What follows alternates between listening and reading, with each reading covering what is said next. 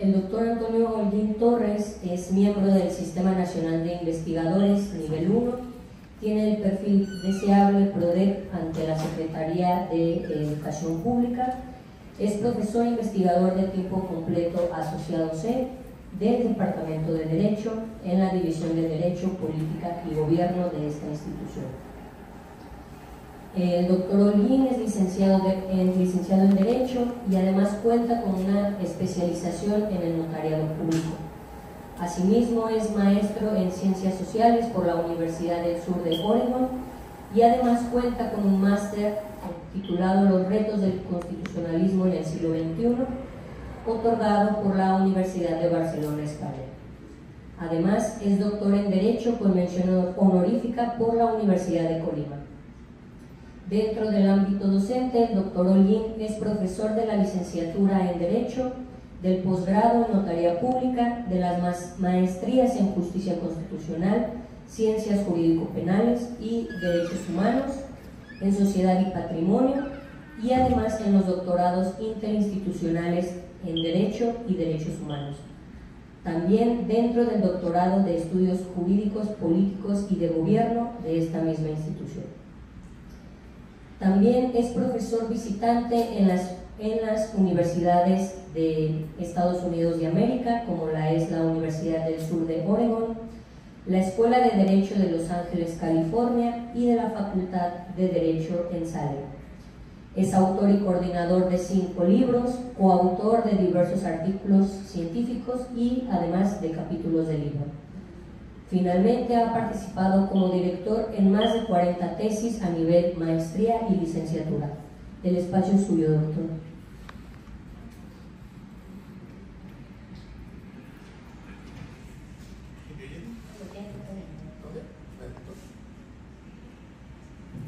Sí. Bueno, muy buenas tardes.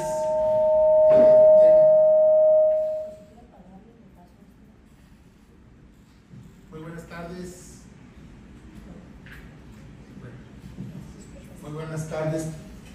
Muy buenas tardes tengan todas y todos ustedes. Antes que nada, les agradezco infinitamente su paciencia y su gentil tiempo por estar en esta tarde con nosotros, ¿no? También agradezco infinitamente la invitación que me hiciere el doctor Leandro Eduardo Astraín Bañuelos, nuestro director de la división, y por supuesto de la doctora Susana Martínez Nava, nuestra directora del departamento. Muchas gracias por haberme considerado para participar. Yo pensé que iba a ser el último, pero resulta que soy el primero. Entonces, muchas gracias. Y también es un privilegio para mí el día de hoy compartir la mesa con la doctora Fernanda, con la doctora Carlita y por supuesto con nuestra moderadora, la licenciada Alejandra. Muchas gracias por estar el día de hoy con nosotros. Fíjense que este tema que están viendo ahí, ya lo están viendo ahí en la pantalla, es una primicia, por decirlo de alguna manera, porque he venido trabajando sobre este artículo ya un buen tiempo, ¿no? Y siempre los procesos académicos, en este caso el artículo, pues toman su tiempo y que obviamente eso implica que vamos a continuar trabajando en él, pero como una forma de hacer una ponencia sobre este avance en la investigación. Ahí tenemos este título que se llama Análisis del concepto de nacionalidad mexicana, y le pongo entre paréntesis discriminación, porque estamos trabajando en el título, como derecho humano en términos de lo que establece la Convención Americana sobre Derechos Humanos. Miren, ¿cómo se llama este panel? El panel se denomina como la incorporación de los derechos humanos contenidos en los tratados internacionales al orden jurídico contemporáneo y particularmente en México, ¿no? En este sentido, esta ponencia versará sobre la nacionalidad mexicana a la luz de lo que señala el Tratado Internacional del que el Estado mexicano es parte, denominado como el Pacto de San José o la Convención Americana sobre Derechos Humanos. Tengo dos grandes preguntas de investigación. La primera es, Es discriminatoria la existencia de diferentes clases de nacionalidad en términos de lo que establece nuestra Constitución mexicana, y en su caso se violan los tratados internacionales.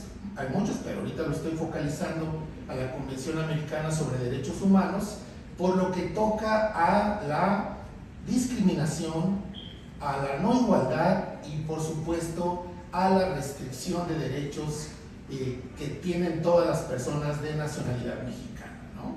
Pero para empezar, ¿qué es la nacionalidad?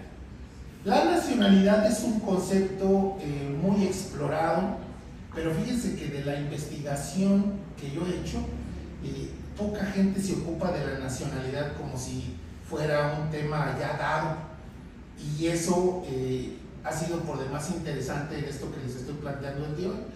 Henry Battifol me gusta mucho este concepto de nacionalidad, y es la pertenencia jurídica de una persona a una población constitutiva de un estado. Fíjense nada más, la pertenencia, es decir, Henry Battifol nos habla que no basta, como ya lo vamos a explorar un poco más adelante, no basta reunir los requisitos que establece nuestra Constitución para ser mexicano o mexicana, sino que además se tiene que tener este sentido de pertenencia, de pertenecer a algo. Entonces, ya tenemos un elemento psicológico que tiene que ver con la cultura, que tiene que ver con aspectos que a estas personas deciden optar por la nacionalidad mexicana porque sí tienen ese sentido de pertenencia, ¿no? O como decimos nosotros aquí en la universidad, por siempre abeja, abeja, UG, ¿no? Pues es el sentido de pertenencia. Entonces, la nacionalidad, en términos de lo que lo estoy mencionando, la otorga el Estado.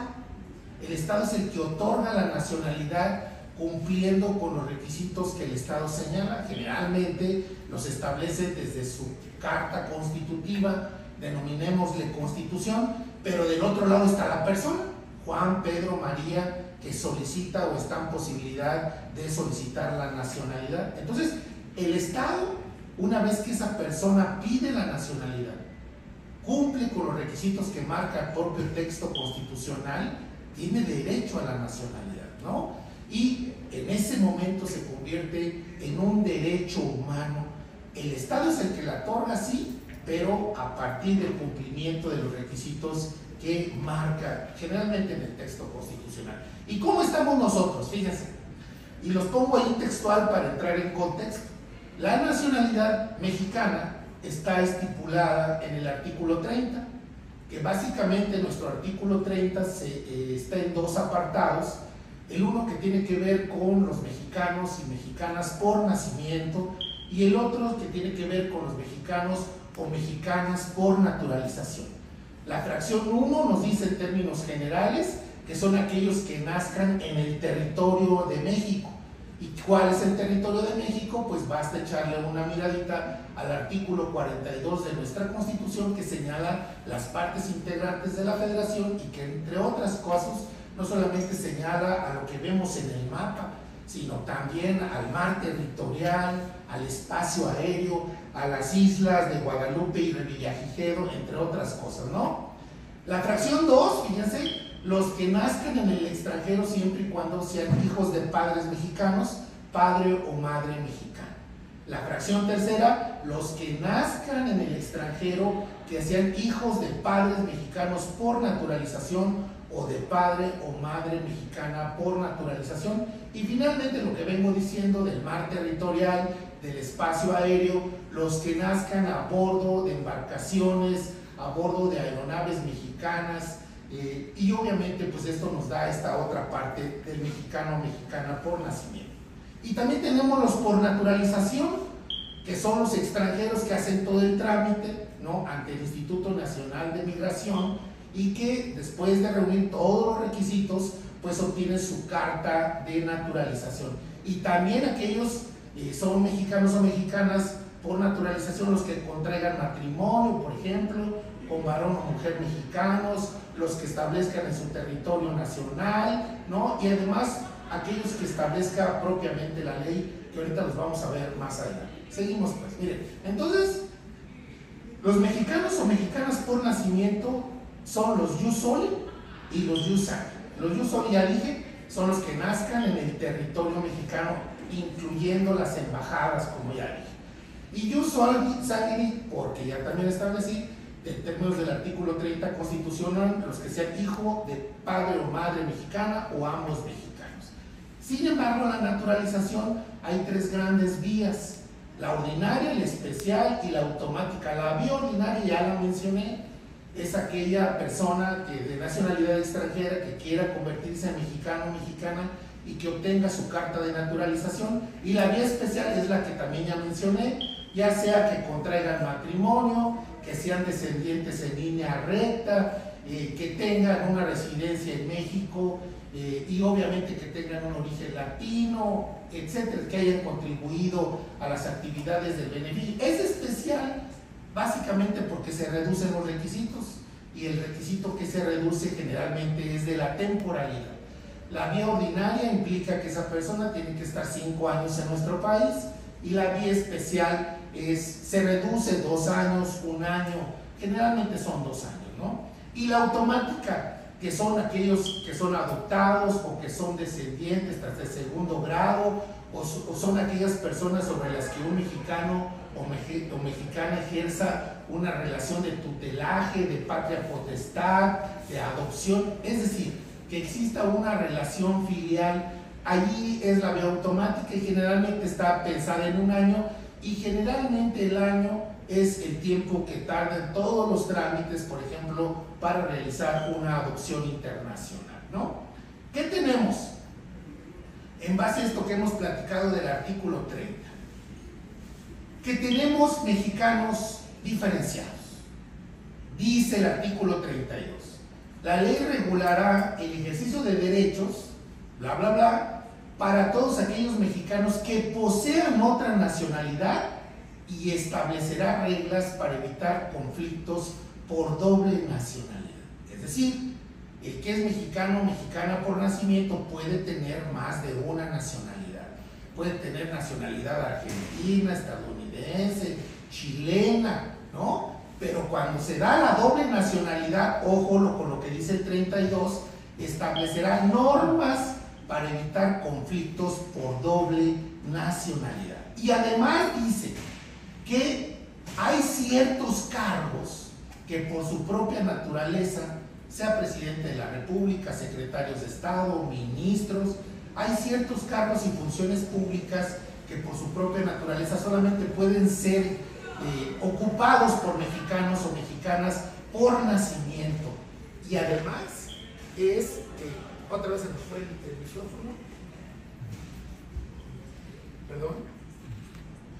Muchas gracias. Y además, bueno, pues se trata de mexicanos o mexicanas que pues tengan otra nacionalidad y que por ley, por lo que marca la propia Constitución, para efecto de poder acceder a un puesto público, pues tienen que renunciar a la nacionalidad que les fue otorgada. Esa es la doble nacionalidad y el derecho de opción. El derecho de opción entonces es importante porque si yo soy mexicano o mexicana por nacimiento y quiero ser presidenta o presidente de la República o ministro o ministra, tengo que renunciar a la otra nacionalidad. Entonces yo tengo la opción de elegir con cuál nacionalidad, y en este caso voy a optar por la nacionalidad mexicana porque quiero aspirar a un cargo público, por ejemplo, ¿no?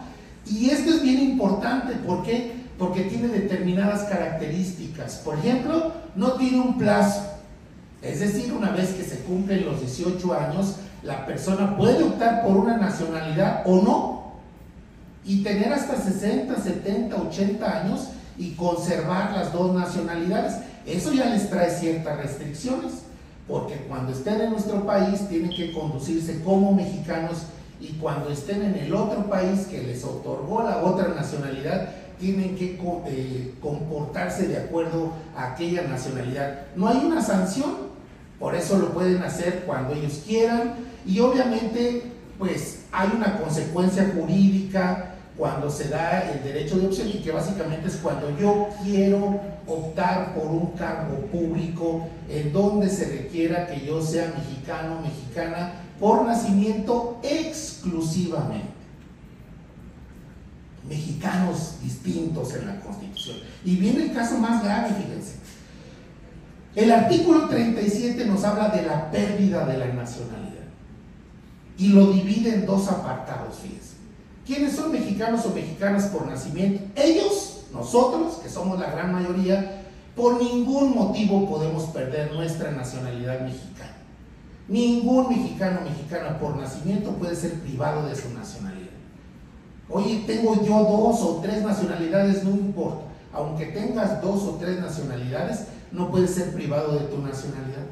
Salvo que quieras optar por un cargo público, allí sí tienes que ser exclusivamente mexicano o mexicana. Pero cuando habla de los mexicanos o mexicanas por naturalización, ellos sí pueden perder su nacionalidad. Por ejemplo, dice la fracción 1, cuando adquieran otra, ¿no?, por hacerse pasar en un instrumento público como extranjero, por usar un pasaporte extranjero, por usar o aceptar títulos nobiliarios. Todo es la sumisión a un estado extranjero. Por eso cuando les ponía la definición de Henry Battyford, cuando hablaba de la pertenencia, era la sumisión a ese estado, ¿no? O por residir durante 5 años, más de 5 años en el extranjero. ¿Por qué esta temporalidad? Porque si para ser mexicano o mexicana por naturalización tuviste que estar aquí por vía ordinaria 5 años, pues si estás fuera 5 años, pierdes tu nacionalidad. Entonces, ¿qué estamos viendo? Que ningún mexicano o mexicana por nacimiento puede perder su nacionalidad, pero los mexicanos o mexicanas por naturalización, ellos sí pueden perder su nacionalidad. Y luego, ¿cómo lo vemos en el contexto de la Convención Americana sobre Derechos Humanos? Fíjense, nada más algo muy breve, muy breve. El artículo 20 del Pacto de San José nos habla de la nacionalidad y dice: toda persona tiene derecho a una nacionalidad, toda persona tiene derecho a la nacionalidad del Estado en cuyo territorio nació, si no tiene derecho a otra. A nadie, y lo puse con rojo, se privará arbitrariamente de su nacionalidad ni el derecho a cambiarla. Y luego, por si fuera poco, remate el artículo 1 también del Pacto de San José al establecer que todos los estados parte, como es el caso mexicano, tienen el compromiso de respetar los derechos y las libertades reconocidas por el pacto, y lo puse con rojo, sin discriminación alguna. Entonces, el 1 nos dice arbitrariamente y el 1 nos dice sin discriminación alguna, y remate el 24 diciendo: todas las personas son iguales ante la ley, en consecuencia tienen derecho sin discriminación a igual protección de la ley. Eso dice el Pacto de San José. Y por si fuera poco, fíjense, la convención, el sistema interamericano, particularmente ustedes saben que el sistema interamericano de protección de derechos humanos tiene 2 grandes órganos, la Corte y la Comisión. Y el único que tiene legitimación activa en la causa, pues la Comisión, es la única que puede acceder a la Corte. Eso ya lo sabemos todo. Bueno, pues la Corte emitió una opinión consultiva sobre la nacionalidad, que es la que están viendo ahí, la OC-4/84. Y dice, les puse los párrafos: la nacionalidad conforme se acepta mayoritariamente que debe ser considerada como un estado natural del ser humano, ¿no? No obstante, se ha aceptado que los que les he venido mencionando, que lo establece nuestra Constitución, que la determinación y regulación de la nacionalidad es competencia del Estado, obviamente, porque el Estado es el que otorga la nacionalidad. Y en este sentido, dentro del derecho internacional, al Estado se le imponen ciertos límites en su discrecionalidad de otorgarla o no de otorgarla. ¿Por qué? Porque además de ser un vínculo jurídico, y que se los puse con rojo porque es la definición que nos da esta opinión consultiva, la nacionalidad puede ser considerada como un vínculo jurídico que liga a una persona con un Estado, jurídico-político, que liga a una persona con un Estado por medio del cual se obliga con él en relaciones de lealtad y fidelidad y se hace acreedor a protección diplomática. Por eso les hablaba de Henry Batifoll, por eso les hablaba del sentido de pertenencia, porque no solamente es cumplir lo que la Constitución señala, sino sentirte mexicano o mexicana, y ese es el vínculo jurídico que nos menciona esta opinión consultiva, y sigue mucho más. Pero en otros apartados esta misma opinión consultiva nos habla de este poder que hasta cierto punto puede ser, dice la parte de abajo, el poder del Estado puede ser arbitrario, caprichoso, despótico, ¿no? Que con una idea de regular el tema de la nacionalidad, pues pone los requisitos muy elevados, ¿no? Y desde el tema constitucional, y cuando lo establece en el tema constitucional, está ahí en el 53 de esta opinión consultiva, puede ser considerado discriminatorio respecto del ejercicio de cualquiera de los derechos garantizados en la Convención, y que son los derechos que ya les mencioné. ¿Cómo esto funciona? Les menciono los artículos de la Constitución, les menciono los artículos de la Convención, les digo lo de la opinión consultiva, y eso cómo funciona en el contexto mexicano. Fíjense, hay una gran teoría que siempre la digo, que es la teoría de la norma pacta sunt servanda. Discúlpenme por mis citas en inglés, pero es importante. La norma pacta sunt servanda se convierte en una norma suprema, una norma que es superior al resto de las normas, y de ella se derivan el resto de las normas. ¿Qué significa esto? Que conforme a la Convención de Viena sobre el Derecho de los Tratados, del cual el Estado mexicano también es parte, pues todo tratado en vigor obliga a las partes y debe ser cumplidas por ellas de buena fe. Si estás aceptando la Convención, pues oblígate por la Convención, ¿no? Y por lo tanto, la norma fundamental hipotética, la norma pacta sunt servanda, es la hipótesis destinada a garantizar todo un sistema jurídico. En el caso mexicano, como ya lo vamos a ver, no hay una distinción entre normas internas y normas internacionales, y todo regulado por Kelsen desde la pacta sunt servanda, que él dice que es un precepto jurídico positivo. Y por si esto no fuera poco, entonces hablamos de un monismo internacional.